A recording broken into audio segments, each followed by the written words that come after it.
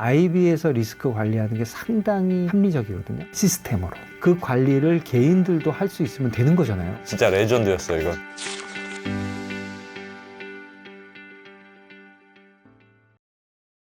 오늘은 우리나라 주식시장에 대해 대부. 그냥 이분만 그냥 얘기 듣고 그냥 따라가면 됩니다, 요즘은. 네. AFW 파트너스 이선엽 대표님 모시고 요즘 외국인들이 자꾸 나간다는데 이것도 심상치 않은 거 아니냐. 네. 이런 일각의 주장들이 있는데 이 외국인 문제에 대해서 좀 말씀해 주실 것 같습니다. 어서 오십시오. 예, 안녕하십니까? 어서 오세요. 네, 네. 안녕하세요. 아우. 제가 대부면 어. 지금 하고 있는 게 대부업입니까? 그렇네. 와. 깨알들. 예. 이게 약간 아재 개그 같긴 했어. 아, 요즘 이제 어떻게 개그맨으로 좀 전향을 해보려고 하는데 쉽진 않네요. 댓글도 하지 말라고. 댓글도 그래도 요즘 주식시장 괜찮기는 괜찮죠. 예, 좋습니다. 요즘 우리나라 주식시장 괜찮은데 딱 하나 걱정되는 건 이제 외국인들이 왜 이렇게 팔지? 이건 좀 뭔가 좀 심상치 않은 거 아니야? 그런 의심은 들기 시작한 것 같아요. 안 그래도 가뜩이나 너무 높아졌는데 맞습니다. 외국인들이 뭔가 좀 조짐을 먼저 알아채고 혹시 그러는 건 아닐까? 사실 되게 중요한 문제인 게 우리나라의 주식시장의 역사를 보면 예. 사실 시장의 방향성은 죄송합니다. 대부분 외국인이 결정을 했습니다. 맞아요. 안타깝지만 내국인보다는 외국인들이 살 때 대세 상승이었고 외국인들이 팔 때 대세 하락이었으니까 예. 지금부터 팔기 시작하면 얼마 남지 않은 거 아니냐라는 우려가 있을 수밖에 없었겠죠. 네. 특히 이제 올해 들어서도 벌써 외국인들이 오늘까지 14조 원 이상을 내다 팔았어요. 팔았네 네. 진짜. 그렇게 보면 지금 며칠 지나지도 않았는데 굉장히 우려가 있는 거죠. 특히 제가 뭐 우리 언더스탠딩에 나와서 지난 여름부터 시작을 해서 반도체에 대해서 아주 그냥 피를 그렇죠. 토했었을 겁니다. 되게 저평가가 많이 되어 있고 아주 이례적으로 되게 정말 우리가 역사적으로 못 보던 일이 많이 일어나고 있다라고 말씀을 드렸고 일단 수익률은 증명을 했습니다. 예, 그 뒤로도 몇 배 올랐기 때문에 수익률은 증명을 해드렸고요. 어쨌든 그럼에도 불구하고 제가 나가서 많은 투자자분들 만나면 질문이 똑같습니다. 내 얘기가 맞다면 제 얘기가 맞다라면 외국인들이 팔을 이유가 없다. 그 의견에는 충분히 공감을 하는데 그 의견이 더 신뢰를 갖기 위해서는 외국인들이 사야 되는 거지. 이렇게 팔고 나간다라면 뭐 조금 올랐다 하더라도 꼭지 아니겠느냐. 아니면 얼마 남지 않았느냐. 이런 어떤 우려들이 되게 많습니다. 네. 요즘은 누가 팔면 엄청 불안해요. 아, 그럼요. 나 이거 이제 막 들어왔는데 나는. 그렇죠. 예. 특히나 이제 지수가 많이 높아져 있고 실제 우리가 봤었던 반도체라든가 많은 종목들이 정말 급등을 많이 했죠. 예. 그것도 오른 폭도 컸지만 오른 속도도 과했죠. 그렇습니다. 이런저런 부담들이 많이 있는데 거기다가 외국인들도 지속적으로 주식을 쏟아내다 보니까 투자자들 입장에서는 의구심이 들 수밖에 없다. 그리고 앞서 말씀드렸다시피 이전의 기억을 되살려 보면 외국인들이 팔고 나갈 때 얼마 지나지 않아서 결국 시장이 종지부를 찍고 하락세로 전환했던 경험들이 있음을 감안을 하면 또 뭐 최근에 미국 시장도 의외로 보면 썩 그렇게 좋은 모습은 아니죠. 나름대로 보면 최근에 뭐 우리가 알고 있는 엔스로픽의 클로드 이 영향 때문인지 모르겠지만 어쨌든 뭐 소프트웨어가 되게 어려워지고 그로 인해서 나름대로 쉬어가는 모습들을 보이고 있으면서 뭔가 그래도 조금 시장에 균열이 있는 거 아니냐는 우려가 되게 많은 것이 사실입니다. 예. 그래서 오늘은 그 얘기를 하나씩 짚어가면서 일단 외국인들이 왜 팔고 있지? 그러면 팔고 있다라면 언제까지 팔 것인가? 그다음에 혹시 나중에 들어올 개연성은 없는가에 대해서 나름대로 고민을 조금 해본 그 바를 토대로 해서 말씀을 드릴까 합니다. 네, 우선 한번 좋습니다. 첫 번째 한번 잔표를 보도록 할까요? 예. 자, 이게 오늘까지 외국인들이 거래소 시장 기준입니다. 그 한국 거래소 기준으로 코스닥은 좀 뺐고요.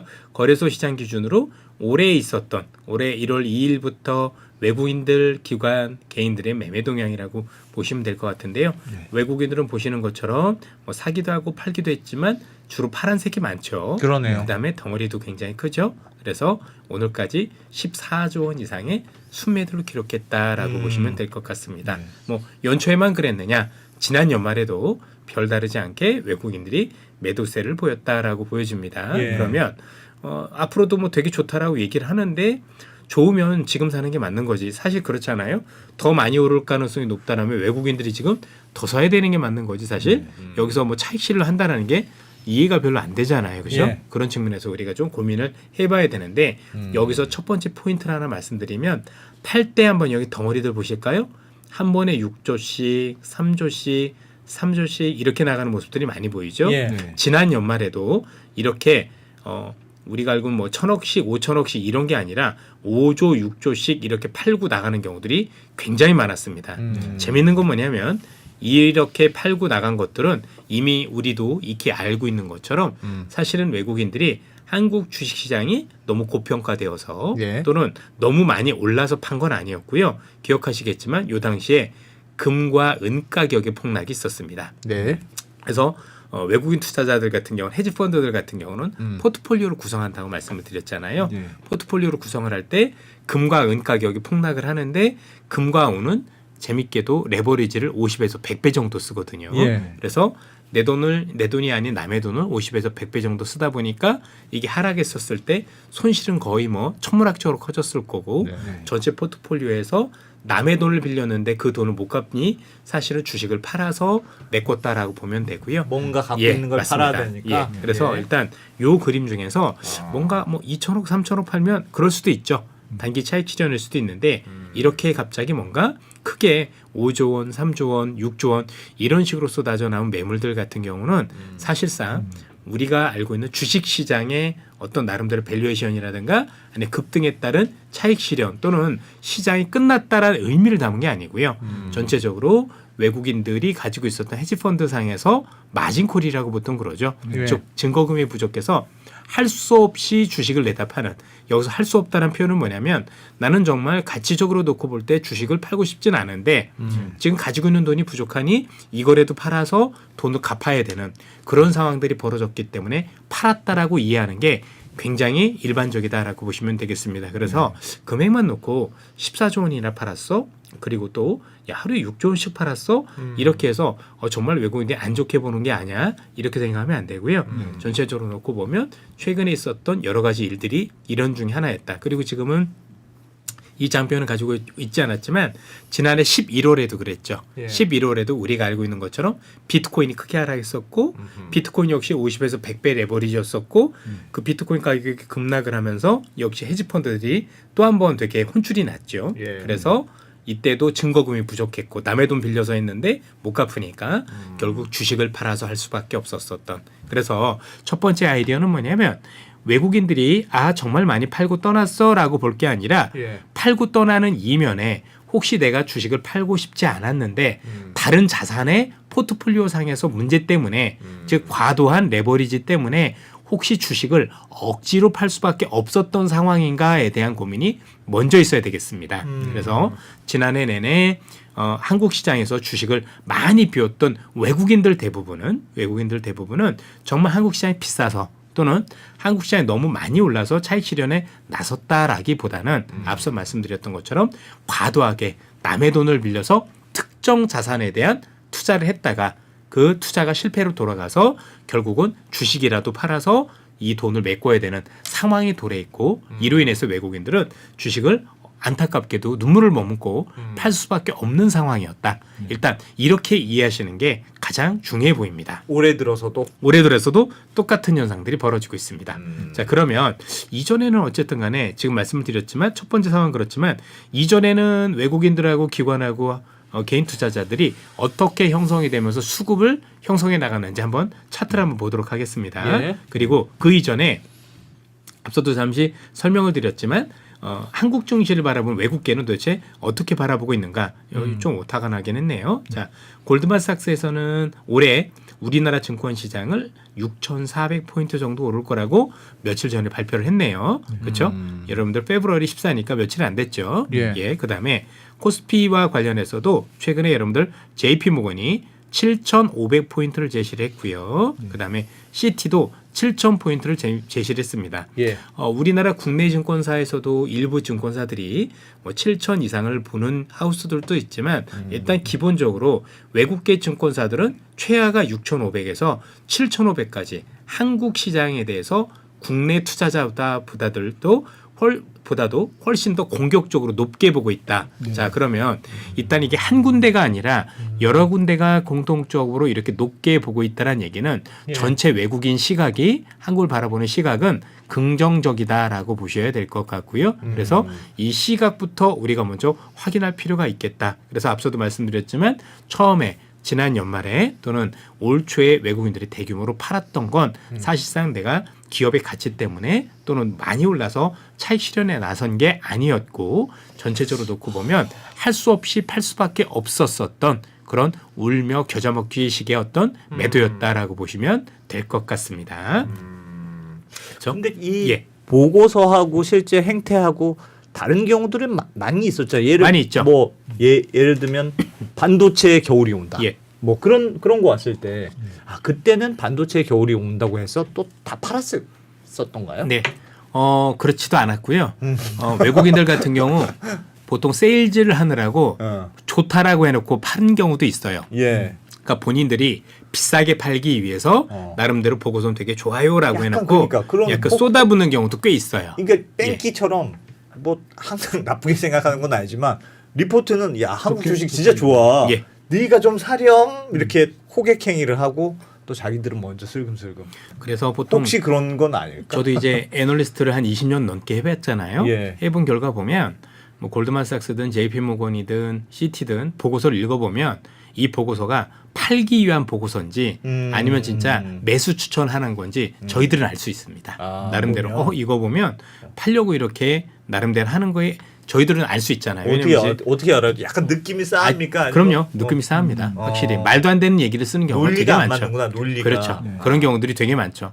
그래서 뭐 그런 것들은 저희들이 충분히 이제 발라낼 수 있다. 이렇게 표현을 말씀을 드리고요. 예. 근데 이제 최근에 같은 경우는 놓고 보면 외국인들이 뒤늦게 어떤 그 우리가 알고 있던 기존 전망을 많이 바꾸고 있는 상황이에요. 예. 그러니까 시장을 조금 안 좋게 봤는데 이제 달라졌어요 얘기를 하고 달라진 게 너무 좋아지니까 우리가 생각하는 것보다 더 많이 좋아요 쪽으로 일관되게 가고 있기 때문에 사실 이런 점들을 감안하면 팔기 위한 어떤 수순이라기보다는 실제 이 목표 지수가 다 맞진 않는다 하더라도 예. 나름대로 좋게 보고 있는 데 대해서는 사실 별로 이견은 없어 보입니다. 왜냐하면 실제 우리가 알고 있는 반도체 관련 기업들의 이익 전망치가 사실 굉장히 크게 올라오고 있잖아요. 예. 그렇죠?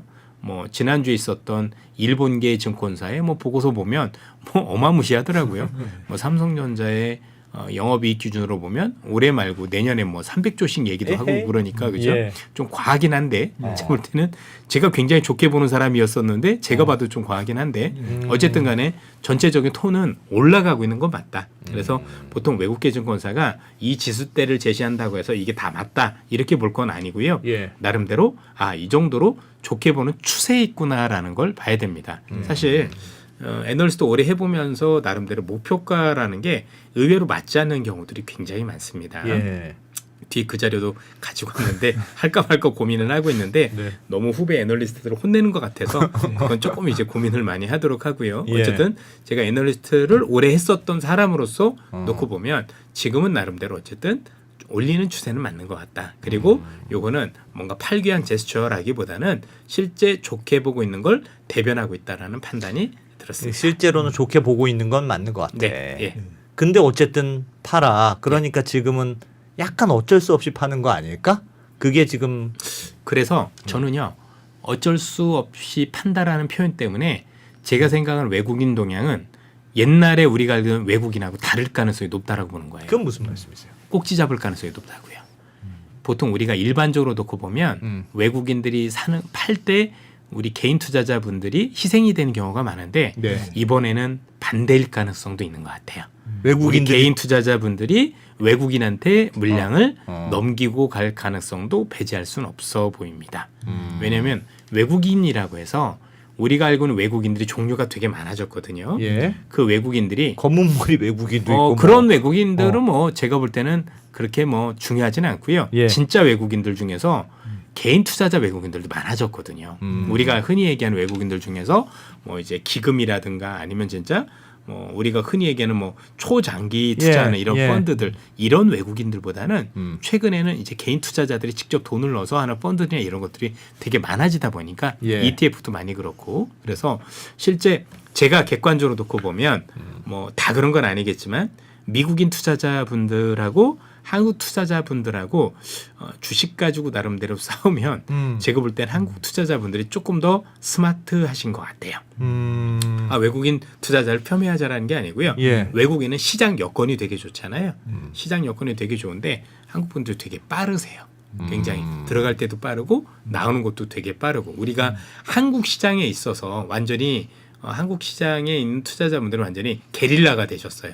우리 거의 뭐 산정부 수준 특공대 수준이에요. 우리가 겪은 게 많아서 그렇죠. 그냥 외국인은 근데 미국 같은 경우는 오래 두면 지수가 그냥 올랐으니까 그냥 오래 두면 되나 보다. 뭐 왜냐면 기업 가치가 일단 있고 주주 환원도 잘 돼 있고 그러다 보니까 장기 투자가 만연해 있었지만 우린 그렇진 않았거든요. 근데 우리나라 투자자분들도 그렇다고 해서 장기 투자를 못 하시는 분들은 아니에요.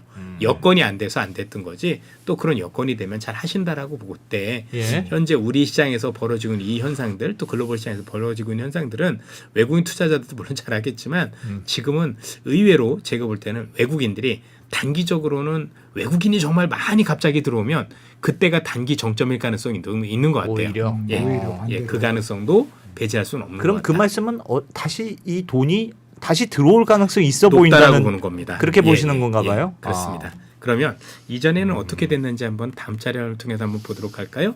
자, 이게 장기간 코스피의 시계열입니다. 차트를 한번 가지고 왔는데요. 위에 게 외국인 순매수, 요게 기관, 그다음에 밑에가 우리 개인 투자자인데 한번 보세요. 지금은 워낙 이게 지수가 많이 올랐기 때문에 이게 별거 아닌 것 같지만 이때 1000에서 2000 갈 때였었어요. 저 99년 이전엔 자료가 없어서 제가 못 가지고 왔고 여기 이제 블룸버그나 이런 데는 있을 텐데 저는 그걸 사용할 수 없으니까 좀 안타깝고요. 자, 외국인들이 일단 쌀 때 많이 샀어요. 그렇죠? 1000 부근에서 막 되게 많이 모았다가 2000 갈 때 보면 정말 다 팔죠. 차익 실현하죠. 그렇죠? 이 차익 실현한 걸 기관과 개인이 다 받았죠. 그리고 나서 장렬히 전사했던 게 일반적인 사례였었어요. 그죠? 그래서 외국인들은 또 꾸준히 모으고 또 많이 올라갈 때 또 뭐 팔고 뭐 이런 식으로 그걸 또 우리 개인 투자자들이 다 받고 그래서 우리가 봤었던 기존의 추세는 뭐냐면 외국인들은 싸게 사고 비싸게 팔 때 우리 개인 투자자분들이 안타깝게도 그걸 비싸게 넘겨받아서 계속해서 손실을 보는 그래서 어디 가서 증권한다 그러면 강원랜드 다니는 거하고 동급으로 취급받았던 그렇죠? 저희 아버님도 제가 증권에 다 들어간다고 했다. 저희 아버님 이제 은행에 근무하셨는데 거의 뭐 이제 쳐다보는 그 수준이 그렇죠? 거의 뭐 그렇죠? 어디 그냥 상스럽게 노름판에 들어가는 그런 식으로 생각이 됐을 정도로 그러니까 인식이 그랬어요. 주식하면 폐가망신한다. 그래, 그런 거 주식하면 많았어요. 돈을 낸다. 이런 어떤 경험들이 되게 많았던 주식하는 거죠. 애랑 결혼하지 마. 맞습니다. 예. 근데 최근에 들어서는 여러분들 아까도 외국인들 좀 읽었지만 그래도 조금 들어온 모습들을 보이죠. 그죠? 쌀 때 안 들어오고 지금 비싸졌을 때 조금씩 들어온 모습들을 보이는 게 달라집니다. 이걸 조금 더 입체화해서 한번 볼게요. 이게 외국인 누적 순매수예요. 누적 순매수 그죠? 누적 순매수 쫙 올라갈 때 근데 최고 꼭지에서 어때요? 여기서 쭉 보면 팔죠. 그죠? 이걸 누가 봤죠? 기관 투자가 봤죠. 이 당시에 여러분들 기억하시는지 모르겠지만 1999년도에는 우리나라에 있었던 펀드 중에서 제일 유명했던 게 뮤추얼 펀드라고 있었어요. 한번 들어가면 판매가 쉽지 않은. 그래서 지금은 없어졌지만 옛날에 현대증권 이렇게 해서 바이코리아 열풍을 불었던 게 이 당시였었고요. 두 번째, 요 당시에는 어떤 펀드가 유명했냐면 적립식 펀드라는 게 되게 유행했어요. 그래서 뭐 위차솔 뭐 해가지고 여러 가지 적립식 펀드들이 되게 유행했었던 시대가 요때였었다라고 보시면 될 것 같습니다. 그리고 중요한 건 그리부터 기관의 역할을 볼까요? 거의 없죠. 이게 왜 이렇게 됐냐면 이 뒤로 기관 투자가의 사람들이 돈을 맡기는 것보다는 ETF라고 그러죠. ETF로 이 수급이 대체됐기 때문에 많은 현상들이 나타납니다. 그리고 외국인 실제 누적 순매수 봤더니 실제로 한번 봐보세요. 지금 주식을 들고 있나요, 없나요? 최근에 물론 여전히 외국인들의 보유 비중은 높습니다. 그렇죠? 옛날부터 사들고 있는 것도 있고 오른 부분들이 있기 때문에 그건 무시할 수는 없지만 어쨌든 간에 코로나 이후로 놓고 보면 외국인들은 거의 주식을 샀다라는 표현보다는 나름대로 뭔가 계속 비워왔다라고 보는 게 맞겠죠. 그러네요. 최근에 일부 이렇게 들어온 모습들을 놓고 보이지만 급등할 때 들어온 거니까 바닥에서 그거였다라고 얘기하기엔 어려운 측면이 있다. 야, 어쨌든 저거 보면 진짜 불안해 보이는데 그렇죠? 이렇게 보니까 예, 이런 식으로 보면 네. 이런 식으로 외국들이 다 털고 나간 거 아니야? 뭐 그러니까. 이럴 수도 있는 거고 큰 이전에 보면 그죠?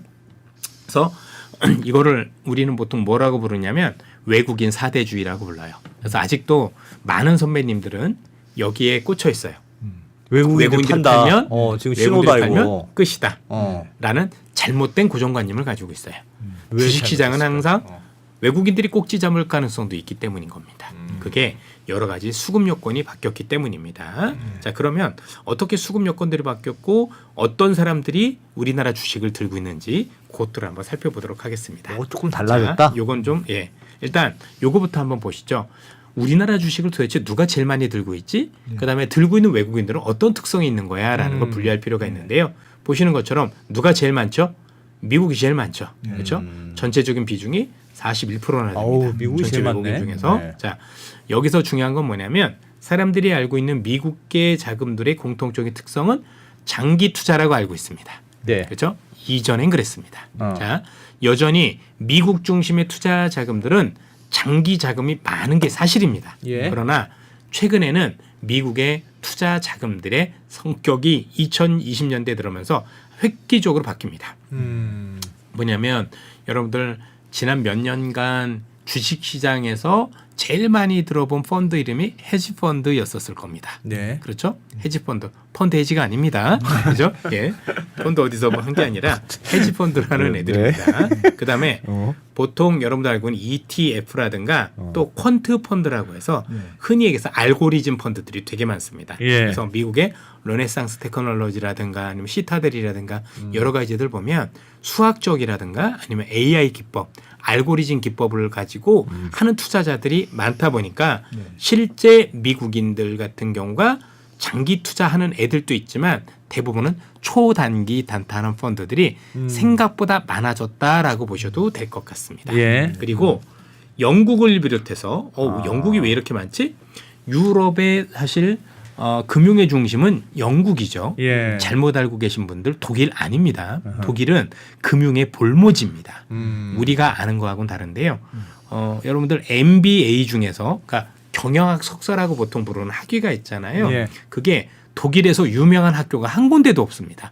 독일이 특이하게 금융이 많이 발전돼 있지 않아요. 독일은 은행 중심이라서 대출해주고 은행도 애매해요. 도이치방크 있죠, 도이치방크. 있긴 한데 매일 사고를 많이 치잖아요. 그렇죠? 그래서 유럽에서 어디가 되게 유명해 그러면 영국이 제일 유명한 게 맞죠. 영국 중심으로 그래서 뭐 런던에서도 런던 비즈니스 스쿨이라든가 되게 유명하고 그렇죠. 프랑스에서도 뭐 우리가 아는 뭐 AWC라든가 아니면 그렇죠? 뭐 인시아드라든가 되게 유명한 MBA도 있고 의외로 스페인하고 프랑스도 탄탄한데 독일이 독일은 없네. 볼모지입니다. 그래서 대부분 영국을 비롯해서 룩셈부르크, 케이만 제도 요 밑에 있는 대부분의 국가들은 그냥 우리가 알고 있는 조세 회피 지역이라고 보시면 되겠습니다. 물론 노르웨이하고 네덜란드는 좀 다른 게 여기는 기금이 좀 큽니다. 우리로 얘기하면 국민연금 이런 애들이죠. 예. 그런 애들이 좀 커서 그런 거고요. 나머지 국가들은 아일랜드, 룩셈부르크, 싱가포르, 그다음에 뭐 케이만 제도 이런 국가들은 거의 그냥 세금 때문에 사실 페이퍼 컴퍼니, 그죠? 종이회사들이 많이 가 있다. 그리고 영국을 비롯해서 이 어떤 그 세력들은 대부분 그냥 단기 세력이다 이렇게 보시면 되겠습니다. 그냥 치고 빠진다. 그러면 우리가 지금 볼 수 있는 건 여전히 미국의 장기적으로 주식을 투자하는 어떤 비중이 높다라고 하는 건 분명히 맞긴 하지만 예. 미국도 이전보다 펀드의 성격들이 많이 바뀌고 있고 또 나머지 우리가 영국이라든가 또는 조세 회피 지역에 있는 펀드들을 중심으로 해서 우리나라에 생각보다 단기성 자금들이 되게 많이 들어와 있다. 그만큼 단기성 자금들이 많이 들어와 있다는 얘기는 시장 변동성을 확대시킬 개연성이 꽤 높다. 그리고 이 펀드들은 대부분 앞서 말씀드렸던 것처럼 뭐 우리가 비트코인, 금 이런 걸 같이 가지고 있을 거기 때문에 네. 어떤 게 하나 무너지면 사실은 내가 팔기 싫어도 주식도 와르르 팔게 되는 재밌는 현상들이 벌이는 주범들일 가능성이 높다. 이렇게 판단을 해보셔도 될 것 같습니다. 근데 저기 있는 네. 건 그냥 미국 비중만 있어서 지금 말씀하신 뭔가 성격이 달라졌다는 건 어떻게 알 수 있을까요? 뒤에 이제 자료가 또 있습니다. 네네네. 그것도 한번 보시면 예. 될 거라고 생각을 하고 있고요. 자, 그래서 전체적으로 이제 외국인들이 일별로 여기 이제 금융감독원에서 매달 발표하는 자료인데요. 뭐 최근에 나온 자료이기 때문에 한번 보시면 되고요. 올해 것만 지난해 것만 놓고 보죠, 그렇죠? 지난해 것만 놓고 보면 이 세모가 팔았다는 얘기입니다. 예. 보면 대부분 미국계 자금들이 팔죠. 자, 10월, 11월에 제가 뭐 때문에 팔았다 그러네. 말씀드렸죠? 요게 말씀드렸었던 그런 이유.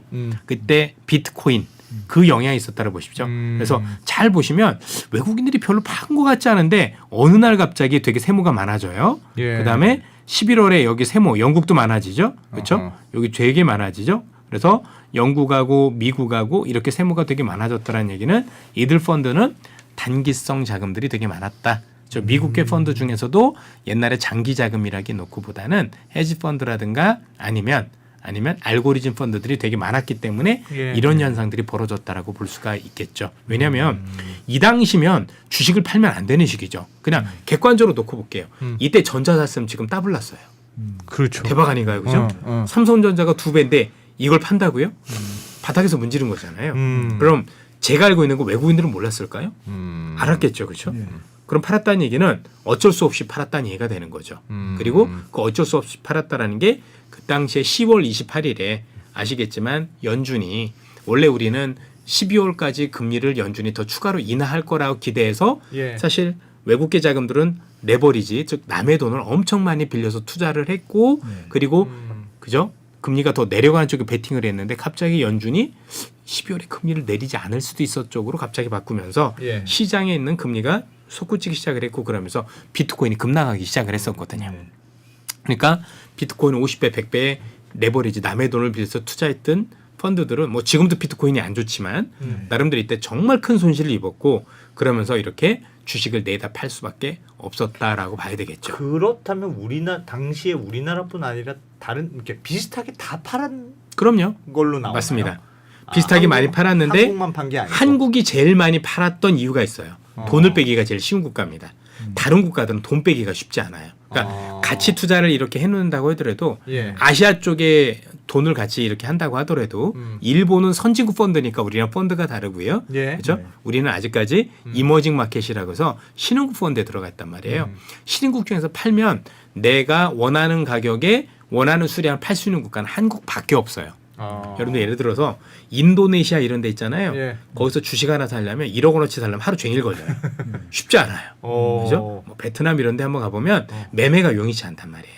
그래서 나름대로 그래서 우리나라 그 시장의 별명이 뭐 현금 이출기 예. 이런 얘기도 많이 하잖아요. 그죠? 예. 그래서 팔 때 제일 먼저 현금을 확보할 수 있는 왜냐하면 증거금 부족이잖아요. 내가 이 돈을 막지 못하면 부도나는 거잖아요. 당장 그럼 어떻게 쉽게 돼요? 팔 수 있는 당장 걸 쉽게 해야 팔 수 있는 쪽이다 보니까 예. 한국의 매물이 집중되는 경향이 있어요.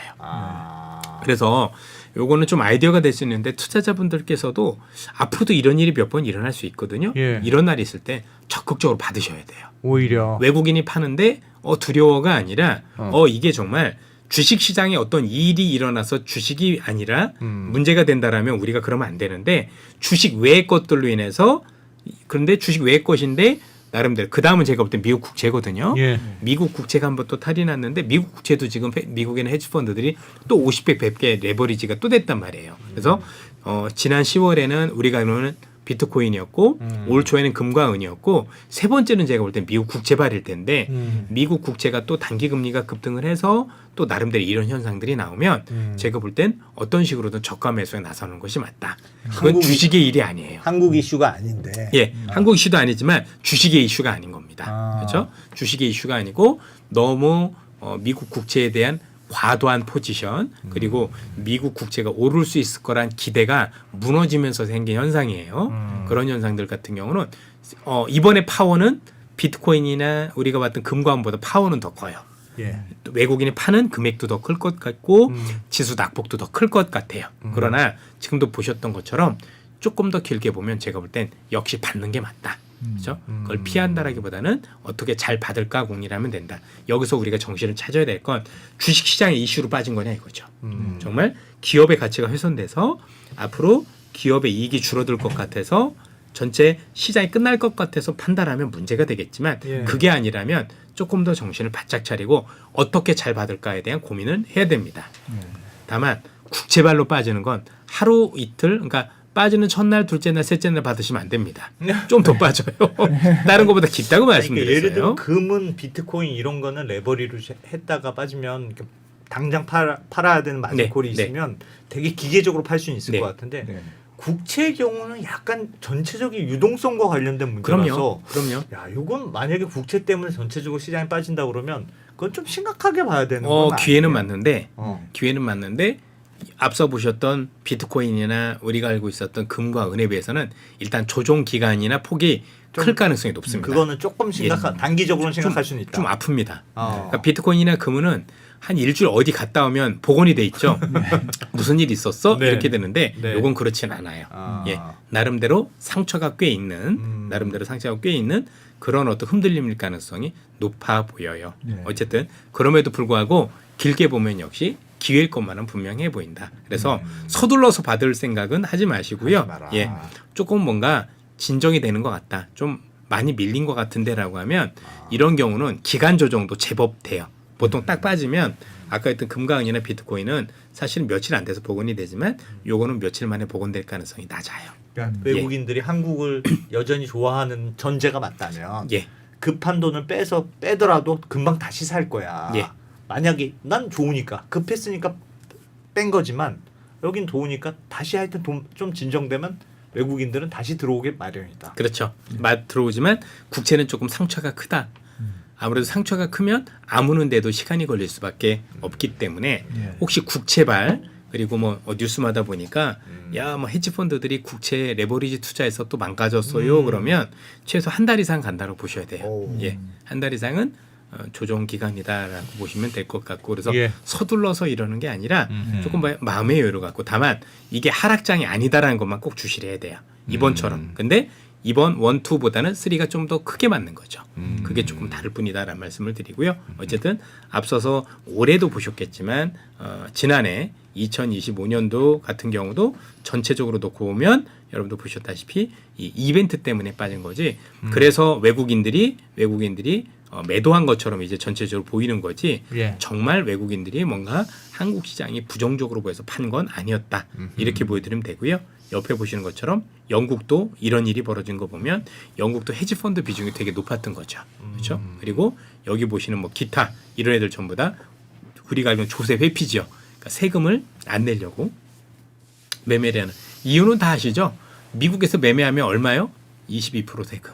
그렇죠? 근데 여기서 하면 그런 거 되게 이제 많이 제외되죠. 그렇죠? 나름대로. 그래서 세금 아끼려는 것 때문에 거기가 있는 애들이 되게 많다. 이렇게 보시면 되겠습니다. 네. 사람들이 룩셈부르크 가보긴 했을까요? 노래에서 그건 나오는 거 맞겠지만, 아니에요? 그죠? 룩셈부르크 그거잖아요. 이게 멀진 게 어. 프랑스 파리에서 랭스라고 이제 1시간 정도 이렇게 가보면 예. 있는데 거기서 조금 더 넘어가면 국경이 바로 룩셈부르크더라고요. 그래서 여러분들 잘 아는 스파클링 와인 아시죠? 네. 우리가 보통 뭐라고 하지 스파클링 와인을? 스파클링 와인이라고 하죠, 뭐. 샴페인. 샴페인이에요. 아, 샴페인. 예. 어. 샴페인의 고장이 이제 랭스라는 곳인데 어. 거기서 조금만 가면 있어요. 저기 이제 와이너리 갈 때는 이제 저는 랭스를 좀 가는 편인데 예. 거기 바로 옆에 있더라고요. 예. 예.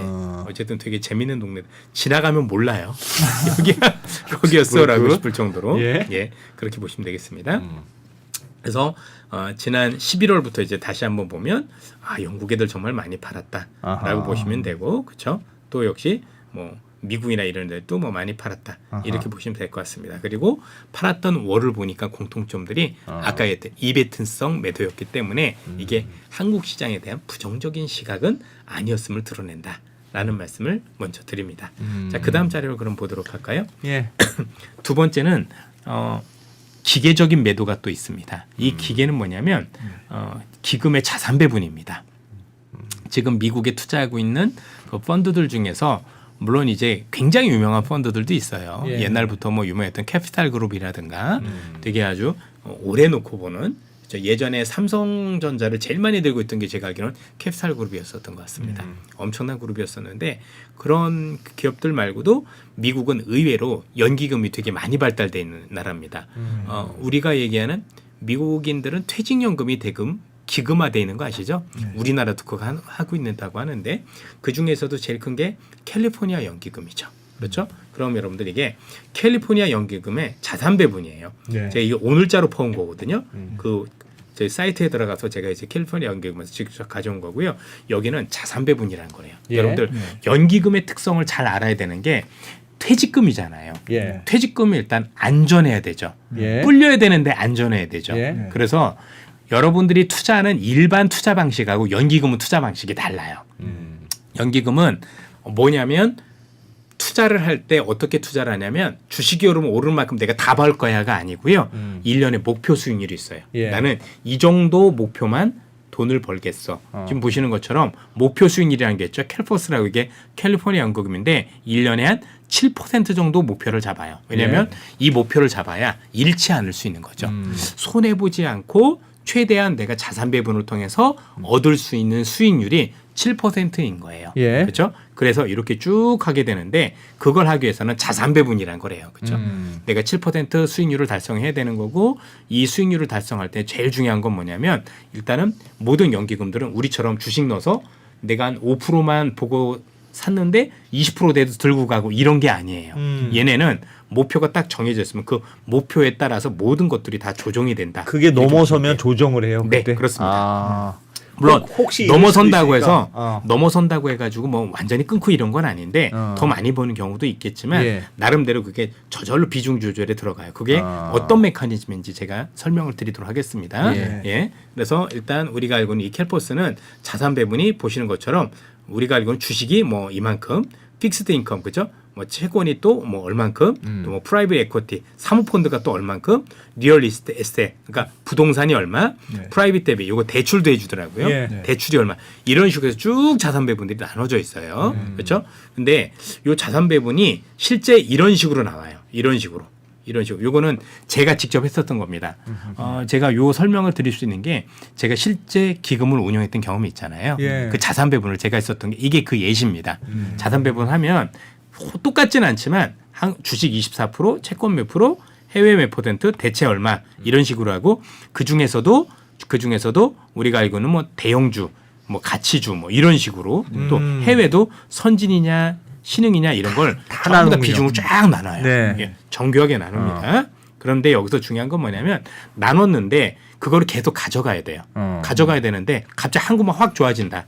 그러면 여기서 신흥시장에서 한국 비중이 갑자기 확 높아지겠죠. 예. 그럼 어떻게 되죠? 이 목표는 계속 맞춰줘요. 저 예상된 비중을 예. 유지해야 되니까. 유지해야 되는 거예요. 예. 그럼 신흥 비중이 3%야. 예. 근데, 근데 만약 한국 때문에 5%가 되면 2%만큼 잘라내요. 그냥 3% 팔아야 돼요. 내가 하기로 약속했으니까. 네, 그렇게 해야 되니까 그게 전략적 자산 배분이라고 하는 거거든요. 그래서 전략적 자산 배분 이런 것들은 기계적으로 그렇게 그래요. 그러니까 한국 시장이 굉장히 좋으면 더 좋은 걸 알고 있음에도 불구하고 대체적으로는 이걸 덜어내요. 그럼 많이 오른 애들일수록 먼저 치겠네요. 그렇죠. 그럴 가능성이 있는 거죠. 근데 그건 앞서도 말씀드렸지만 결코 한국 시장에 대한 부정적인 인식이 있다거나 예. 또는 뭔가 이 주식이 더 올라가지 않을 거라 그러는 게 아니에요. 요거는 비중 계속 맞춰나가요. 분기 단위로 이런 식으로 하면서 계속 그걸 조정해 나갑니다. 그거 틀려지면 심할서 써야 되니까 난 그렇게 하기로 그렇게 약속했으니. 하면 그렇게 안 하면 나중에 위험 관리가 안 되는 거예요. 왜냐면 이 말씀드렸지만 기금은 돈을 잃으면 안 되는 물론 이제 이걸 쇼폴 리스크라고 보통 얘기를 많이 하는데 그 쇼폴 리스크라는 게 뭐 여러 가지 개념이에요. 돈을 완전히 원금 손실이 안 되는 경우도 있고 또는 뭐 물가 상승률보다 뭐 낮은 것도 쇼폴 리스크라고 얘기하고 여러 가지라는 건데 예. 하여튼 기금들은 그 목표가 정해져 있어요. 그래서 내가 원하는 목표 수익률이 있고 내가 안을 수 있는 위험 한도라는 게 따로 있어요. 뭐 그런 것들을 다 계산을 해요. 그걸 이제 공학적으로 전부 다 계산해서 집어넣게 되고요. 그래서 그걸 가지고 계속해서 주가가 움직이면 특정 자산이 오르면 특정 자산이 내가 원래 배분했던 것보다 높아지잖아요. 그럼 그만큼 덜어내요. 그냥 덜어낸다. 이게 더 많이 오르면 더 덜어내요. 네. 더 덜어내요. 그리고 이제 나중에 야, 아무리 생각해도 이쪽이 더 좋을 것 같은데 그거는 조정은 할 수 있어요. 야, 아무리 그래도 이거는 덜어내는 게 너무 아까워. 좀 하지라고 하면은 비중 일부러 올려주기도 합니다. 이번에 우리나라 연기금이 그렇게 한 거죠. 예. 연기금이 한국 주식에 대해서 비중이 그동안 너무 작다 보니까 오르기만 하면 다 팔았던 거잖아요. 그러니까 팔지 못하도록 한국 시장의 비중을 늘려준 거잖아요. 이런 식으로 가능해요. 근데 늘렸는데도 불구하고 더 오르면 어떻게 돼요? 또 결국은 덜어내야 돼요. 이거는 기계가 직접 이렇게 쭉쭉쭉 하는 거지 뭔가 시장이 나빠서거나 이런 게 아니다라는 말씀을 드립니다. 이게 여러분들 되게 어려운 과정인 게 기금을 할 때는 이런 식으로 처음에 기금들이 어떤 목적이야? 이거는 예를 들면 고용보험기금이면 나중에 사람들이 직장을 잃었을 때 실업급여를 주는 게 목적일 거고 예. 사업이 어떻고 이런 것들을 다 반영을 하고 벤치마크를 해서 목표 수익률을 해가지고 여기서 투자 가능 영역을 해서 이게 전략적 자본 배분을 도출하는 이게 제가 직접 했던 겁니다. 예전 했던 거 제가 직접 가져온 거고요. 그렇죠? 공학적 부분들 다 하고 그리고 나서 이 안에서 이거 한 다음에 또 성장에서는 어떻게 하고 뭘 하고 이걸 또 다시 나눠요. 이걸 전술적 자산 배분이라고 하고 이 안에서 또 스타일을 또 나눠요. 그럼 이 안에서는 또 우리가 알고 있는 가치 투자가 있고 뭐가 있고 이렇게 정교한 작업들을 하고 예. 중요한 건 이게 고정이 된다라는 거죠. 고정이 돼서 완전히 유연하지 않은 건 아니고 이게 나름대로 시장의 변화가 있었을 땐 전략적인 건 건들지 않고요. 전술적인 거나 스타일 쪽에서는 나름대로 유연성을 발휘는 하긴 하지만 그럼에도 그게 우리가 알고 있는 유연의 폭이 좀 크진 않은 거죠. 이유는 뭐다? 위험을 않으면 안 되기 때문에 기금이잖아요. 뇌퇴직금이잖아요. 야 그냥 무조건 주식 다 질러. 한국에 다 좋다는데 한국 100% 늘려. 이런 게 안 되는 거예요. 그래서 늘릴 수는 있지만 그게 제한적이다.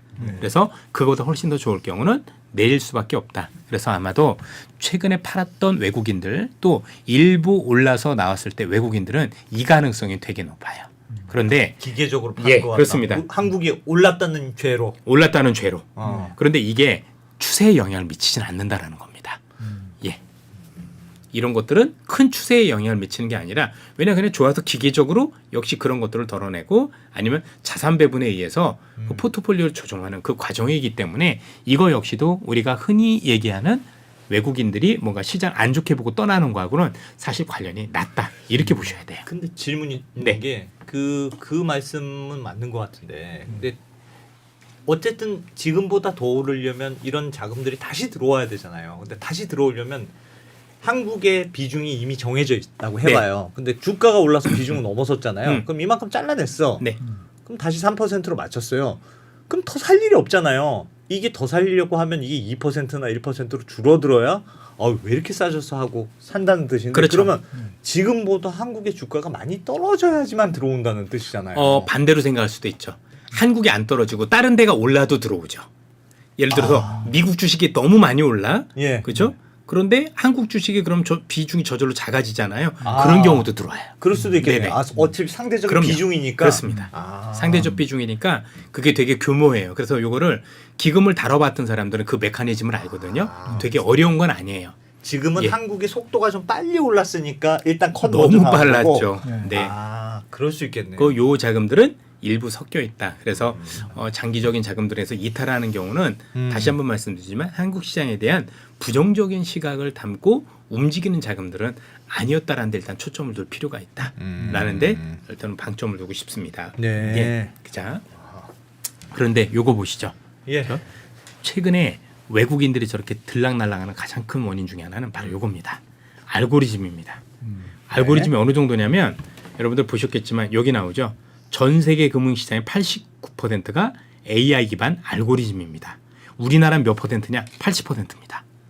그러니까 알고리즘으로 매매. 돌아가는 외국인 매매. 어. 예. 아까 얘기했던 그것도 기계적으로 나가는 거고요. 예. 그죠? 우리가 봤었던 지난해 연말 올 초에 외국인이 판 것도 전부 다 알고리즘으로 파는 겁니다. 그죠? 그냥 기계가 팔았다. 기계가 목표값을 설정을 해놔요. 그죠? 이런 조건이 되면 팔아. 이런 조건이 들어오면 사. 이렇게 해서 하는 건데 그걸 뭘로 할까요? 이전에 썼던 통계 같은 기법을 많이 활용하겠죠. 그렇죠? 근데 문제가 있습니다. 예. 이전의 통계가 지금 맞질 않습니다. 제가 어떤 표현을 썼냐면 예. 지금 시장은 글로벌에서 사례가 없는 시장이라는 표현을 자주 씁니다. 사례가 없는. 근데 이전에 사례를 바탕으로 그런 걸 꾸며놨겠죠. 그래서 네. 지금 기계가 되게 오판하는 경우들이 굉장히 많아지고 있습니다. 팔긴 팔았는데 그게 아니야. 그렇죠? 그래서 되게 주택박죽이 되게 많이 되고 있는 건데 네. 지금 글로벌 시장이 전부 다 이런 보시는 거지만 설정 가격 맞춰서 자동으로 거래가 진행이 되고 그래서 알고리즘 시장에 엄청 커지고 있습니다. 그래서 우리 그 매매 창구 보시면은요 특정 회사가 외국인인데 갑자기 팔기 시작하더니 종가 때 보면 또 사요. 이게 전부 다 알고리즘이에요. 예. 그 알고리즘은 단위로 움직여요. 그죠? 내가 몇 천억 단위로 해가지고 뭐 한 2, 3%를 오늘 번다던가 다 당일 매매로 끝나는 경우들이 되게 많아요. 그렇죠? 또는 앞서도 말씀드렸지만 특정 이벤트가 발발을 해서 뭐 비트코인이 망가진다던가 국채가 망가진다던가 금은이 망가지면 그죠? 이 증거금 부족도 전부 다 알고리즘으로 다 하겠죠. 그렇죠? 예. 나름대로 야 이거 다 쏟아내 이러겠죠. 문제는 그렇게 해서 지수가 또 되게 많이 하락을 하면 또 다른 알고리즘이 작동하겠죠. 그죠? 정말 나빠서 빠진 게 아닌데 알고리즘 기계는 생각이 없으니까 야 지수가 얼마 이하로 들어가면 무조건 팔아라고 했는데 또 그게 걸리면 또 매도가 매도를 쏟아내는 그 역할이 되는 게 기계 역할이라고 보시면 되겠습니다. 그래서 이 기계가 시장을 되게 교란을 많이 하고 있고 미국이 지금 60-70%, 글로벌 금융시장 89%, 한국 시장에서 외국인은 80%가 현재 이 알고리즘 매매로 현재 시장을 교란하고 있다. 그런데 알고리즘 매매가 의외로 이용해 먹기 되게 좋아요. 저는 알고리즘 때문에 빠지면 이게 알고리즘인데 대략적으로 알 수 있다라고 생각을 해서 그때마다 주식을 저가 매수했을 때 실패해 본 적은 별로 없었던 것 같습니다. 아마 지금 언더스탠딩을 오래 보셨던 분들 중에서 제가 지지난해였나 그때 일본의 무슨 폭락을 해가지고 맞아요. 있었던데 그때 제가 이게 기계 매도였었습니다라고 맞아요. 했어가지고 조회수가 많았던 적이 있었는데 네. 그때도 그랬습니다. 딱 보면 보여요. 이거 봐라 또 기계인데라는 게 보입니다. 뭘 보면 알 수 있어요? 이게 기계인지 아닌지는 뭘 보면 애널스 오래 했잖아요. 수십 년 해봤잖아요. 좀 알려주세요, 그거 좀. 그것만 계속 봤지 않습니까? 예, 나름대로. 그런 거는 진짜 약간 살볼만 하겠네요. 그럼요. 이거는 뭔가 기계적으로 애들이 그냥 쓸데없이 파는 거야. 회심의 미소가 보입니다. 기계가 기계끼리 싸우는 모습들이 보이거든요. 예. 근데 그때는 기계가 전부 바보가 됩니다. 그래서 이 바보 같은 기계들을 잘 이용하면 역시 사람을 당해내지 못하는 것 같아요. 예. 근데 뭐 걔네들은 어차피 그렇게 해가지고 하는 거니까 그냥 그거대로 움직이는 거예요. 그렇죠? 예. 그리고 그 정도가 아니라 보시면은요. 여러분들 최근에 우리가 금 가격 동반 하락할 때 이때도 이런 일이 있었었는데 이게 어느 정도냐 보세요. 전문가들은 이게 CTA 펀드라고 나오죠. 예. 이게 그게 시세 추종 펀드라고 하는데 재밌게 하락 신호가 나오면 더 계속 하락해서 팔아 하는 거고요. 매수 신호가 나오면 더 사 이렇게 해요. 그래서 비싼 가격에 더 사고 싼 가격에 더 팔고 완전 이런 레버리지네, 것들을 레버리지. 되게 많이 하는 어떤 특정 펀드라고 보시면 될 것 같은데 보세요. 되게 재밌는 게 뭐냐면 원인이 다 뭐 어쩌고 하는데 특정 가격이 무너지면 이러한 특정 가격 수준이 무너지면 근데 그 특정 가격 수준이 무너지는 게 실제 기업의 가치가 아닌 경우가 많다라는 얘기입니다. 그러니까 저는 항상 그걸 먼저 보는 거예요. 이거 보니까 그런 거 아닌데 이거 기계가 팔고 있네. 그럼 어떻게 하면 돼요? 예, 사면 돼. 조만간 복원이 됩니다. 그런데 사실 이걸 잘 모르시는 분들은 어떻게 생각하시냐? 특히 우리 투자자분들 중에서 지금 초보인 경우는 아시기가 어렵잖아요. 그죠? 그러면 기계적으로 어떻게 생각하시냐면 하락폭하고 외국인 매도 가지고 겁을 먹으세요. 외국인이 이렇게 많이 팔았어. 그리고 이전에 뭐 고점 대비 몇 프로면 하락 신호야. 예. 뭐 이런 어떤 기계적인 생각들을 하시면서 그죠? 판단을 잘못할 경우가 되게 많습니다. 그래서 요즘 기술적 분석이 맞질 않습니다. 그렇죠? 예전과는 다르게 쭉 올라왔다가 하락 신호 들어왔다가 대반등하는 경우도 대단히 많아지고 있어서 그만큼 시장을 읽기가 어려워졌다. 이렇게 보시면 될 것 같습니다. 외국인 펀드가 특히 기계적으로 AI로 맞습니다. 운영되는 경우가 더 많아서 많은 정도가 아니라 글로벌의 89%고요. 한국의 80%예요. 이미 이게 대세예요. 그냥 우리나라의 외국인이라고 하면 80%가 기계라고 생각해야 되는 그렇습니다. 거죠, 예, 지금은. 우린 지금 기계하고 싸우고 있는 거예요. 그러면 많은 분들이 분석하실 때도 기계가 어떻게 움직이고 얘들이 뭘 걸었을지 이게 해본 사람들은 알아요. 왜냐면 예. 저도 기금도 해봤고 제가 그 프로그램도 짜봤잖아요. 그죠? 그럼 넣는 변수들이 뻔해요. 뭐 넣었을까요? 채권 넣었을 거고 예. 환율 넣었을 거고 또 가격 변수 넣었겠죠. 예. 몇 개 안 돼요. 그죠? 그럼 그게 건드리는 임계점이 보여요. 그죠? 요건 요거 요게 되겠는데, 건드려져서 그쵸? 요게 팔았구나. 예, 맞습니다. 그런 식으로 그런 이 식으로. 건드려진 숫자가 심각한 게 아니면 괜찮은 거네. 그렇죠. 아. 예를 들어서 아까도 미국이 국채발 그걸 텐데 그것도 국채 가격이 있을 거 아니에요. 예. 저 수익률 얼마 이상이면 그게 또 설정이 돼 있겠죠. 예. 그때가 중요한 거예요. 그래서 우리는 지금 시장이 끝날 때 혹시 미국의 금융시장에서 국채 수익률 그렇죠? 우리가 뭐 4점 몇 이런 게 많이 오르면 되게 안 좋은 신호예요. 그렇죠? 그게 일정 수준 넘어서면 다 쏟아내겠죠. 예. 그렇죠? 그리고 쏟아낼 때 엄청 손실이 나겠죠. 일단 기계가 먼저 쏟아내면 일단 우리가 알고 있었던 미국 국채 들고 있는 사람들은 100배, 50배 해버리니까 대규모 손실이 날 거고 대규모 손실 메꾸려면 어떻게 되죠? 또 기계가 자동으로 그렇죠? 주식을 다 쏟아낼 거고 주식으로 쏟아내면 주식은 또 특정 가격 이하로 내려가겠죠. 특정 가격도 또 조건일 거니까 그 이하로 떨어지면 다른 펀드가 또 쏟아낼 거고 이게 연쇄적 반응을 일으켜요. 그럼 반대로 진짜 야 이거는 진성 외국인이 그 일정의 임기점 때문에 파는 게 아니고 야 이건 진짜 파는 거야. 랄 때는 어떤 징후가 나타나요? 꾸준히 팔아요. 특정 금액 하루에 3천억씩, 5천억씩 해서 아. 거의 쉬지 않고 거의 뭐 한 5, 6개월 내내 팔아요. 갑자기 뭉텅이로 그렇게 파는 게 아니고. 예, 그렇게 안 팝니다. 아. 예, 그냥 오를 때마다 여기부터는 정말 비싼 가격에서 꾸준히 팔아요. 아, 그래서 그래서 줄이기로 작정하고 한 거고. 그래서 단기 시세에 영향을 주지 않아요. 오히려. 예, 그러다 보니까 사람들이 안심하는 거예요. 외국인이 파는 건 알긴 알아. 근데 뭐 그래도 잘 올라가네. 괜찮네. 예, 이게 맞습니다. 오히려 위험한 거고. 아까도 보셨겠지만 2006년도 그때도 외국인이 1년 내내 파는데 1년 내내 주가가 올라가잖아요. 아. 그렇죠? 외국인들은 그때부터 비싸다고 생각하는 거니까 계속 줄여왔던 거예요. 예. 그게 진짜 줄이는 거죠. 그러니까 이런 것처럼 특정 기간에 특정 금액을 크게 해서 줄이는 것들은 사실은 밸류에이션상의 문제는 아니었다라고 보시면 돼요. 아, 그냥 그렇구나. 이벤트성으로. 근데 네. 얘네들이 어느 정도 초단타를 많이 하냐면 보세요. 컴퓨터 프로그램이 미리 설정한 규칙에 따라 예. 그죠? 사람이 하는 게 아니라 컴퓨터가 미리 설정한 규칙 아까 얘기했던 국채 얼마 이상이면 주가 얼마 이하면 뭐 이런 것들이 있겠죠. 그러면 자동으로 주문을 내는 거고요. 가격, 추세, 거래량 변동성 등 시장 데이터를 실시간으로 분석해 조건이 충족되면 밀리초 단위로 매수 매도를 실행을 해요. 밀리초 단위로. 그러니까 기계가 그냥 거의 장난 아니에요. 그죠? 그래서 이건 이걸 하는 분들을 미국에서도 보면 이 사람들이 주식을 아는 사람들이 아니고요. 대부분 예. 수학자들이에요. 아. 수학자들이 대부분 이 조건에 맞춰서 그냥 기계적으로 하는 거지. 이 기업이 얼마 밸류고 이런 게 별로 없어요. 그래서 다시 한번 강조드리지만 하락폭 보고 외국인이 많이 팔았다고 그걸 옛날처럼 외국인들의 매도는 시장에 안 좋은 거야. 그리고 이런 것 정도 보니까 내가 보는 뭐가 있을 거야라고 일단 오판하면 안 된다는 얘기입니다. 그럴 수도 있지만 그런지 안 그런지는 따져봐야 되는 거지. 그냥 봤을 경우는 되게 오판할 가능성이 되게 높습니다. 그렇죠? 이 보세요. 1초에 수백 건의 주문을 처리할 수 있어 빠른 손절매가 가능해 주로 기관 투자가들이 한다. 그렇구나. 그렇죠? 그래서 뭐 이게 추세 추정 뭐 아니면 또는 둠 루퍼 한다는 거예요. 이게 어느 정도냐? 골드만삭스 뉴욕 본사 주식 트레이딩 플로어에는 우리에게는 주식 운용하는 데죠, 그죠? 2000년만 해도 600명이 주식 운용을 했대요. 예. 근데 지금 현재 2명 남았대요. 아하. 2명. 기계가 나머지는 기계가 나머지는 모두 컴퓨터 엔지니어예요. 그러면 컴퓨터 엔지니어가 했으니 주식을 알까요, 모를까요? 일도 몰라요. 그죠? 근데 일도 모르는 사람들이 프로그램 해놓은 거 가지고 하는 걸 가지고 우리는 예. 주식의 가치라고 생각하면 안 된다는 얘기예요. 딸랑 2명밖에 없어요.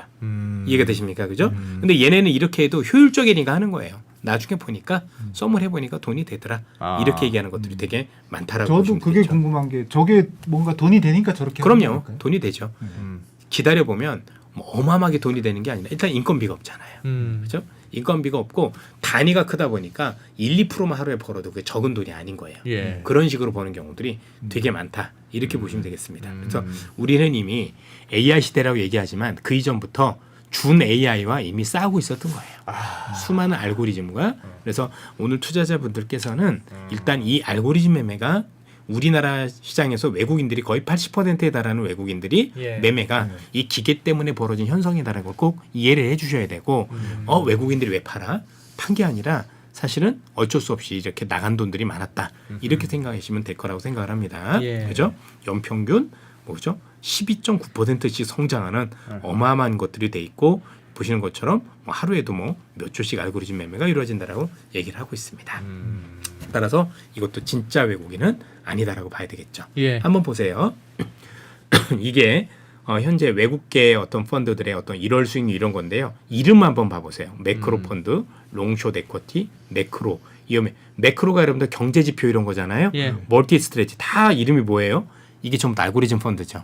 이게 현재 우리나라나 외국계 시장에서 움직이는 대형 시장을 교란하는 미꾸라지들이에요. 이 미꾸라지 외국인들 보면 어떻게 하이다르 뭐 디스커버리, 아미아 뭐 그죠? 메보릭도 있네. 그죠? 이건 탑건 아닙니까? 그죠? 노스로 시타델 굉장히 크죠. 예. 시타델 뭐 밀레니엄도 굉장히 큰 회사들이고요. 시타델이 아마 전 세계에서 제일 클 거려. 블랙락도 있고 다 뭐죠? 롱숏 에쿼티, 멀티 전략, 멀티 스트레지.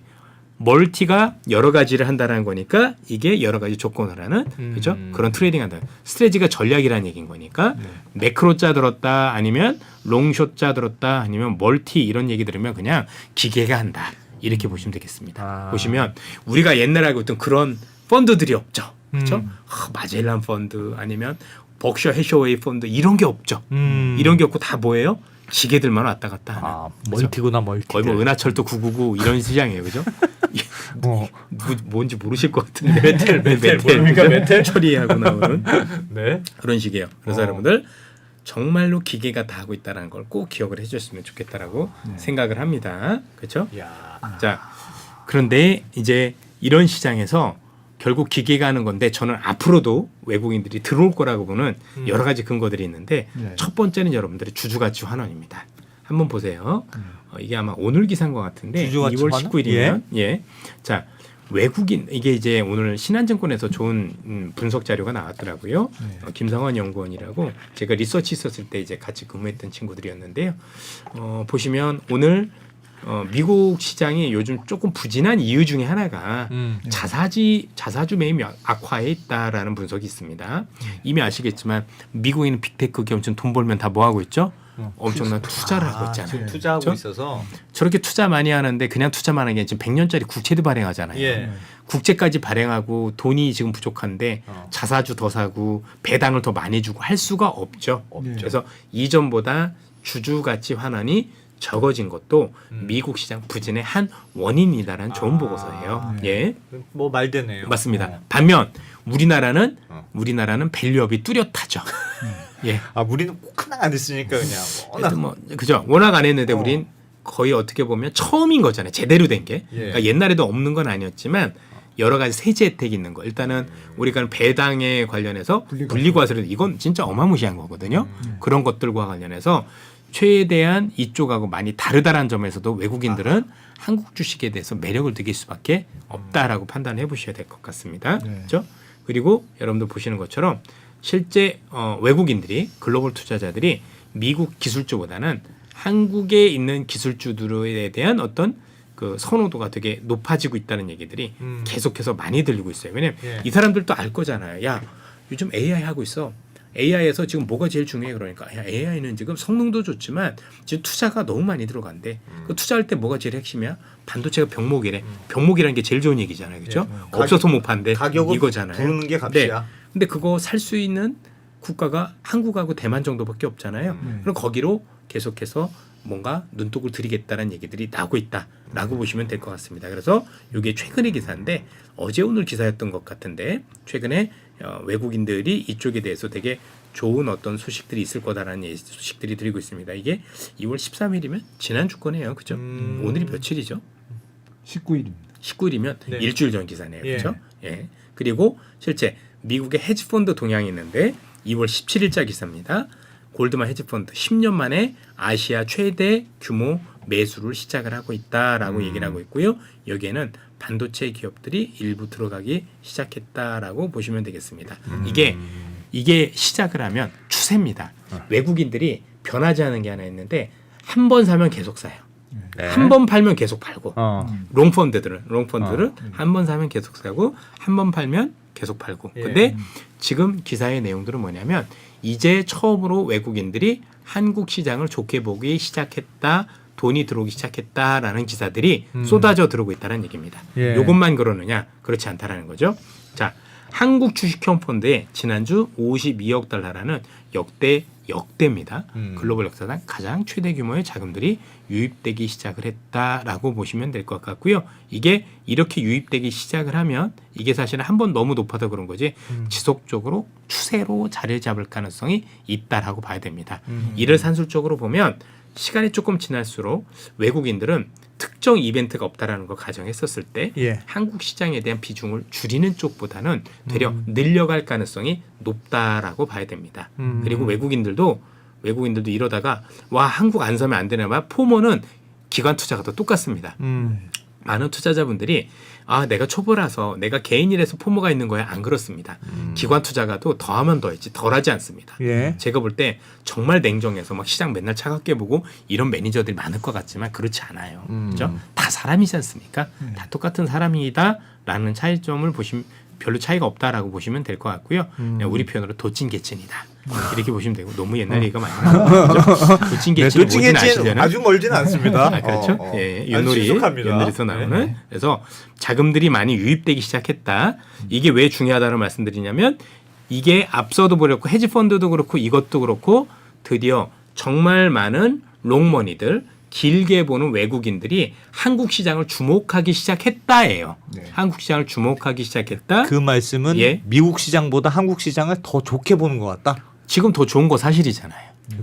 훨씬 좋죠, 그렇죠? 요즘 예. 좋죠. 그래서 훨씬 더 좋은 것도 사실인 거고 앞으로도 수익률도 그럴 것 같다. 압도적이고 그렇죠. 어. 그래서 당분간은 한국이 더 좋을 것 같으니 한국으로 자금 유입이 시작되었다라는 게 이 자료의 기본적인 생각이에요. 시작됐다. 예. 이렇게 한 번 오고 끝나지 않아요. 이렇게 한 번 크게 나오면 이때부터 와 한국 사야지 앞으로 나도 이렇게 쭉 되는 거죠. 왜? 앞서 보셨잖아요. JP 모건, 시티 이런 데서 골드만에서 한국을 얼마로 봐요? 7천? 예, 7천을 보잖아요. 그러면 지금 5천 얼마면 언제나 사도 돈 버는 거잖아요.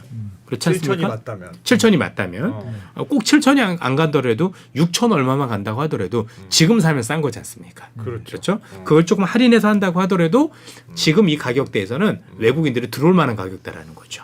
그렇죠? 그러면 우리 투자자분들께서는 그동안에 외국인들이 팔았던 잘못된 정보 때문에 예. 한국이 비싸서 또는 한국 시장을 떠나기 위해서 판 자금들이 아니었는데 잘못된 정보로 두려워하셨었던 분들이 사실 외국인들 들어오면 생각이 또 바뀌세요. 이제 외국인도 사는데 이게 좋은가 봐. 이렇게 될 수 있는 거죠. 그렇죠? 예, 예. 예. 그래서 외국인들이 옛날만큼 그렇게 스마트하지 않은 가능성도 높아 보여요. 우리가 많은 착각들을 하는 게 외국인 하면 주식을 무조건 잘할 거야. 그렇지는 않습니다. 그런 경우도 있고요. 안 그런 경우도 있고 우리랑 비슷합니다. 뭐 그런 식이면 외국계 펀드에 돈 맡겼으면 다 돈 벌었게요? 안 그렇잖아요. 그렇죠? 오히려 너무 외국인들이 왕창 들어오면 또 예. 그게 꼭지일 그리고 가능성도 또 있다. 외국계 그 보고서들은 영향력이 강한 걸 확실해요. 예. 확실히 아무래도 하우스도 글로벌적이고 근데 꼭 분석을 잘한다는 아닌 것 같아요. 거기도 그런 경우도 있고 안 그런 경우도 있는 것 같습니다. 한 가지 우리나라보다 외국계 애널리스트들이 조금 더 우수한 건 뭐냐면 연봉이 세요. 그거 우수한 지표는 아니잖아요. 연봉만 센 거지. 아니에요. 돈 많이 주면 우수한 분석이 나와요. 여러분들 연봉이 강하다고 나오면 연봉이 많다라고 나오면 우수한 인재가 저절로 보여요. 네. 그렇긴 그래 하죠. 애들이 밤새요. 어. 그렇죠? 그런데 지금 우리나라 애널리스트 분들은 제가 보기엔 정말 우수한 인재임에도 불구하고 예. 예. 외국계에 비하면 연봉이 낮아요. 많이 낮아요. 많이.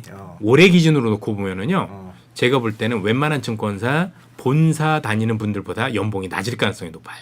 애널리스트가 네. 옛날에 그런 일이 애널리스트가 많았어요. 많았는데. 여러분들 증권사 다니면서 네.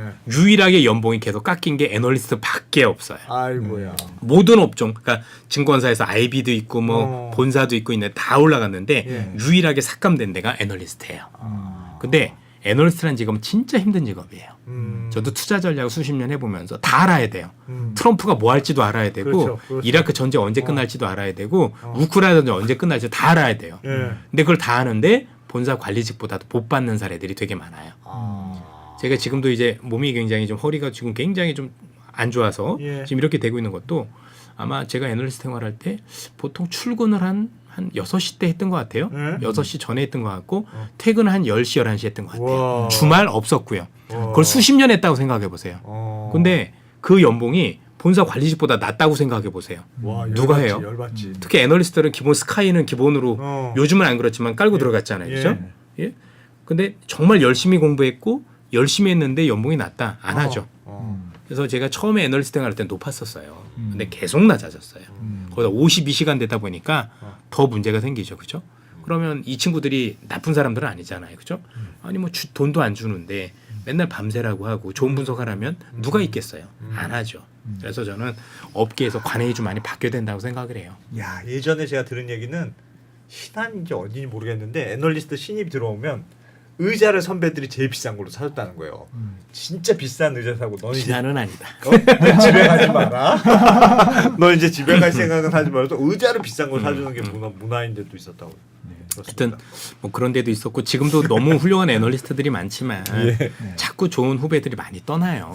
예. 떠나는 이유는 너무 안 줘요. 그렇죠?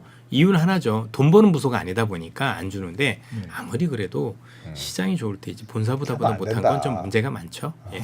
그런 일들이 비일비재합니다. 그래서 애널리스트 후배분도 좀 많이 힘내셨으면 좋겠다는 말씀을 드리고요. 네. 한번 보세요. 그래서 실제로요. 한국 주식을 담자란 이 한국의 ETF에 지금 자금이 밀물처럼 들어오고 있다라고 2월 14일에 기사가 뜨기 시작을 했어요. 아, 한국 ETF 예. 미국에 상장된. 그렇습니다. 예. 그 여기만 들어올까요? 그래서 미국 개인들도 한국 시장에 대한 관심이 되게 높아졌다는 얘기입니다. 중요한 건 다시 한번 강조드리지만 외국인들은 추세라고 말씀드렸죠. 예. 한 번 들어오면 계속 들어와요. 들어오는 게 한두 달 들어오는 게 아니라 거의 1년 가까이 계속 들어와요.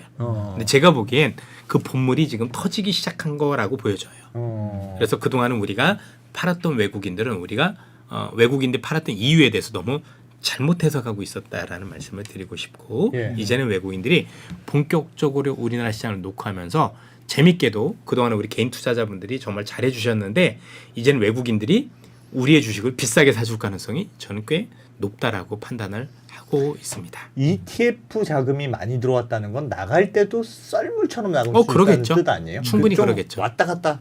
ETF는 워낙 사기 너무 쉬우니까 네, 그럴 수 있죠. 사기도 쉽고 네. 팔기도 쉽고. 네. 근데 외국인들 보통 그래도 한 번 사면 내가 오늘 샀다 내일 팔고 그러진 않더라고요.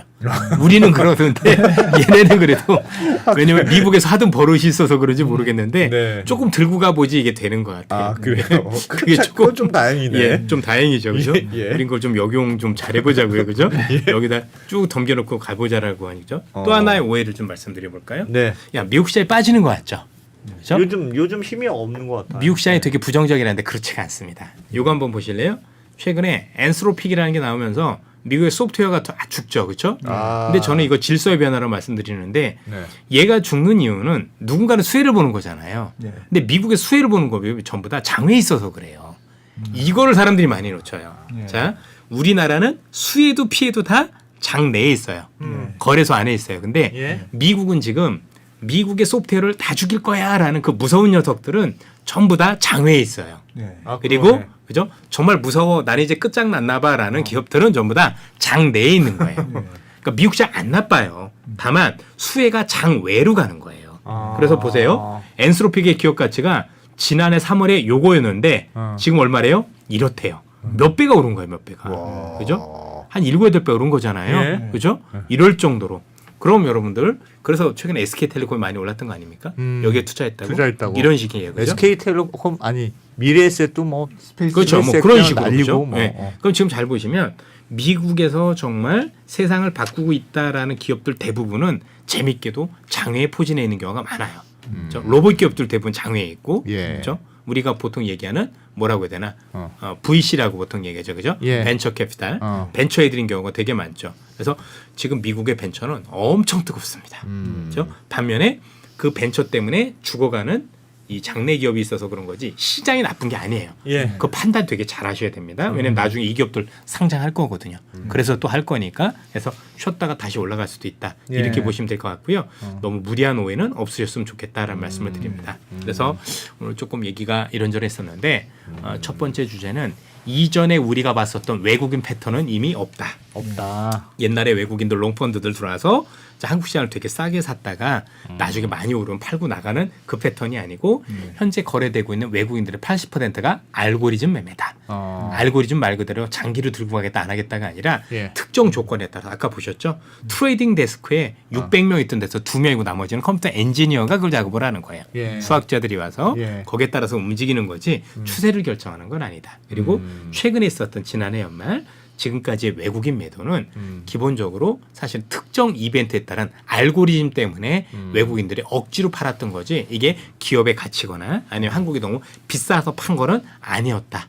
그렇죠? 그리고 되려 최근에는 한국 시장에 대해서 나름대로 좋은 어떤 기업 가치가 많이 부각되기 시작을 했다. 일단 예. 기업에 대한 밸류업, 주주 가치 환원도 본격적으로 일어나기 시작을 했고, 그렇죠? 거기에다가 우리가 알고 있는 이 AI에서 투자와 관련된 수혜가 한국 기업이라는 인식들이 외국계 기업 중심으로 많이 번져나가기 시작을 했고, 그래서 지금 외국계 증권사들은 한국에 대한 코스피 전망치를 굉장히 높게 잡고 있다. 그리고 높게 잡고 있는 상황 속에서 실제 한국과 관련된 펀드로도 자금이 유입되기 시작을 하고 있는 것 같다. 그리고 외국인들이 통상적으로 그래도 추세인 애들이 있다 보니 이런 자금들이 들어오기 시작하면 되려 외국인들은 앞으로 여기선 더 많이 팔기보다는 되려 매수로 돌아설 가능성이 대단히 높아 보인다. 예, 라고 생각을 합니다. 물론 앞서 말씀드린 중간에 혹시 국채발 위기 때문에 한 번 더 현재 같은 일들이 벌어질 개연성을 배제할 수는 없지만 뭐 그건 또 그때 가서 우리가 판단을 해보면 되는 게 아니겠느냐라고 말씀을 드리고 있습니다.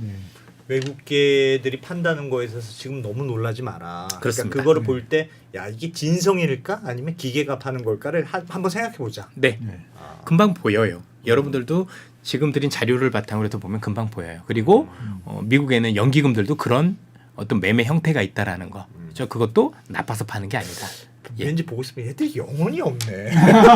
이상하게 얘들이 영혼이 없고 좀 이상한 것 같아. 그러니까 세상이 많이 발달하면서 통계라는 게 발달을 하고 컴퓨터 기법들이 많이 발달하면서 되게 활용들을 많이 해요. 예. 그래서 저도 이제 예전에 이제 기금운용 그거 할 때 보면 기금운용 본부장들이 거의 공통점들이 저 빼고는 거의 카이스트였던 것 같아요.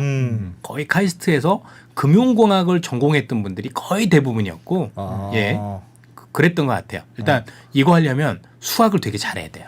기계적으로 수학통, 예. 기계적으로 아까도 그랬지만 접근한다? 그 프로그램도 할 줄 알아야 되는 거고, 저희들이 이제 기금 같은데 발표할 때도 보면 이게 200페이지짜리인데 저걸 다 외워서 발표를 해야 되거든요. 예. 그 이제 기금 관련 교수님들이 이렇게 그걸 평가를 하시는데 모든 질문에 답할 수 있어야 돼요. 이 모델은 어떻게 만들었고 모델 다 짤 줄 알아야 되고 어떤 원리인 줄 알아야 돼. 전부 다 알아야 돼요. 근데 기금을 할 때 그런 걸 안다라는 게 주식을 아는 건 아니죠. 그러니까 시장을 잘 알고 그런 건 기업의 아니죠. 가치 이게 아니에요. 이쪽이 아닌 거고 뭔가 좀 공학적으로 하는 그런 쪽이다 보니까 좀 달랐던 것 같아요. 네. 뭔가 이상하게 이선엽 대표님 얘기만 들으면 이렇게 뭔가 위로가 되는 그런 느낌이 위로를 한 게 아니라 제대로 알자라는 거죠. 제대로 알자. 예. 외국인 매매 지금까지 있었던 매매는 한국의 기업의 가치 때문에 판 건 아니었다라는 걸 꼭 명심해 그러면 주셨으면 좋겠습니다. 다음에 아실 때는 이거는 진짜 위험합니다. 때도 또 꼭 말씀. 아 그럼요. 당연하죠. 우리 잘 몰라. 영혼이 있는지 없는지 모르니까 대표님 꼭 나오셔서 이번에는 좀 불안합니다. 한번 말씀. 알겠습니다. 예. 네, 자 이선엽 대표님 잘 들었습니다. 네, 잘 고맙습니다. 들었습니다. 네.